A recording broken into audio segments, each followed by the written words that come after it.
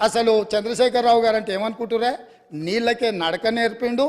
అలా అసలు హంసకు కాదు, అదేంది నెమలికి డ్యాన్స్ నేర్పిండు, అసలు అపర భగీరథుడు అని వాళ్ళు చెప్తున్నారు అధ్యక్ష.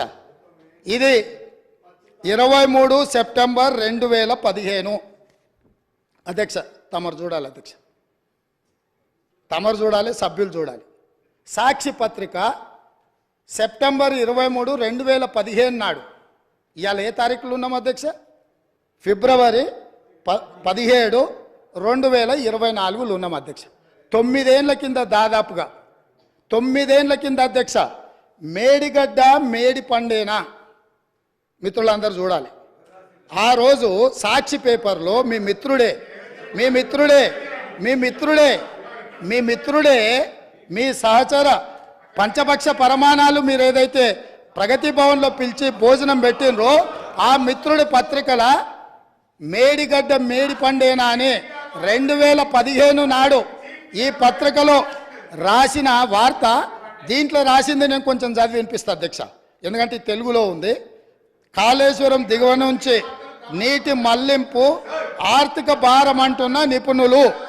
ప్రభుత్వ ప్రణాళిక ప్రకారం ఎల్లంపల్లి వరకు వచ్చే ఖర్చులు 14,000 కోట్లు. దీంట్లో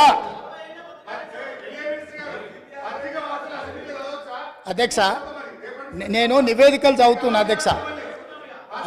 ప్రస్తుతం ప్రతిపాదిస్తున్నట్టుగా కాళేశ్వరం దిగువన మేడిగడ్డ నుంచి నీటిని మళ్లించే ప్రక్రియ పర్యావరణ పరంగా, ఆర్థికంగా, నిర్వహణ పరంగా ఏమాత్రం మంచిది కాదని ఇన్స్టిట్యూట్ ఆఫ్ ఇంజనీర్స్ తేల్చి చెబుతుండడము ఇప్పుడు కొత్త చర్చకు తెరలేపింది. అదేవిధంగా అధ్యక్ష ఇంకో పదం కూడా చెప్పారు. ప్రభుత్వ దూరదృష్టి, అవగాహన లోపాల కారణంగా ఈ ప్రాజెక్టు అబాసుపాలు కాకుండా ఉండాలంటే ప్రత్యామ్నాయ మార్గాలపై అధ్యయనం చేయాలన్న వాదన వినిపిస్తుంది. ఇది ఈరోజు ఉత్తమ్ కుమార్ రెడ్డి గారు చేసిన ఆరోపణ కాదు అధ్యక్ష. ఈరోజు మునిగిపోయిన మేడిగడ్డ, పగిలిపోయిన అన్నారము, కుప్పగూలిన సుందీళ్లను చూసి మాట్లాడి రాసింది కాదు అధ్యక్ష. ఆ రోజు సాంకేతిక నిపుణులు ఇచ్చిన నివేదిక ఆధారంగా ఆ రోజు మీడియా మిత్రులు తెలంగాణ మేలు కోరి ఈ వాస్తవాలన్నిటిని ఆ రోజే చెప్పిండ్రు అధ్యక్ష.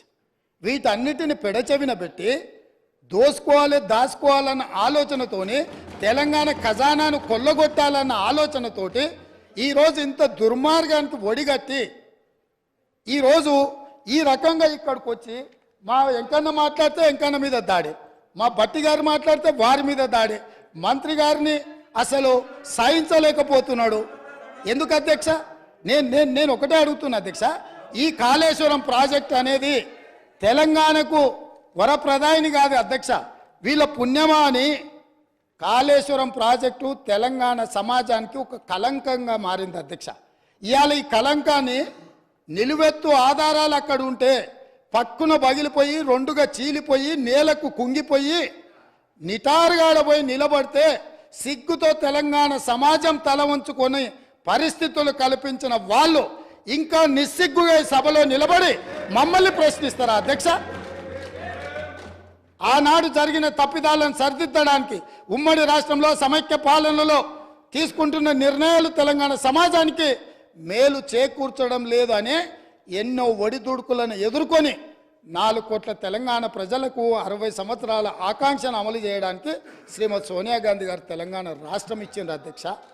అట్లా ఇచ్చిన తెలంగాణను వీళ్ళని నమ్మి వీళ్ళ చేతిలో పెడితే 10 సంవత్సరాల దివాలా తీయించి కొల్లగొట్టి ప్రాజెక్టులు పక్కున బలిగిపోతుంటే దాని మీద క్షమాపణ చెప్పకుండా ఇంకా ఎదురుదాడేంది అధ్యక్ష?